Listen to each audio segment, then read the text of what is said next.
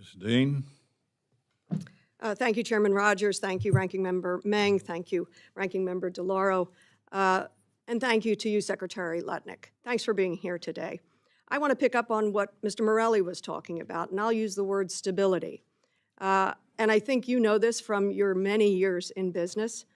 And that's what I thought about as I was preparing for today. The importance of stability, or as he said, predictability. Stability is the foundation of economic growth. I think you've lived it. Businesses need clear and predictable rules to plan and to invest for the future. Given this administration's claim of being pro-business and pro-growth, I am so baffled by the discussions around trade deficits and the president's belief around trade deficits and the president's beliefs around tariffs and the chaotic tariff policy.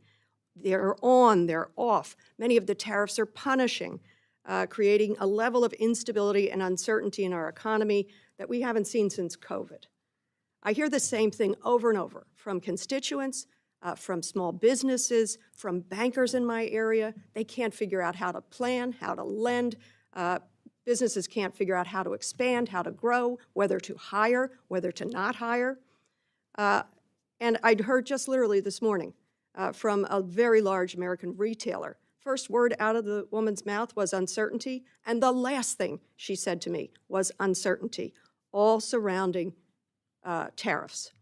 The lack of predictability. I also serve on the Foreign Affairs Committee, was recently in UK and Denmark, met with the American Chamber in both countries. Confused, uncertain, they can't figure it out. What in God's name is going on? We cannot plan to grow businesses. We cannot plan to grow growth and jobs. So I am baffled, absolutely baffled, by this administration's talk around trade deficits and tariffs. I fear the administration lacks a basic understanding of what a trade deficit is. I think many economists take issue with equating a country's trade deficit with any one country and its economic well-being. Some economists actually view a trade deficit as a sign of a country's economic health because it means we're purchasing more. For me, I have a pretty large trade deficit with my local grocer or my hairdresser. It's a good thing. It means I have money enough to get my hair done once in a while and to keep food on the table. It tells nothing about my overall financial position. Do you know when this country actually had a trade surplus, Secretary?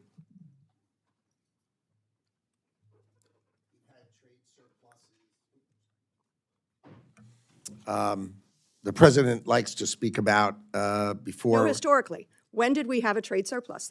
I'm not talking about the president. Historically. I think early, about 100 years ago. It was the Great Depression. It was a sign of what was going on. It was during the Great Depression. That's a direction none of us wants to go. Tariffs. It's 90 days. We're going to have 90 deals in 90 days. Then there's a 90-day pause. Many of these tariffs, as they say, punishing. Tariffs on things that make no sense whatsoever. Where are we going to go with the remaining deals? I know of one deal that has been apparently resolved with the United Kingdom.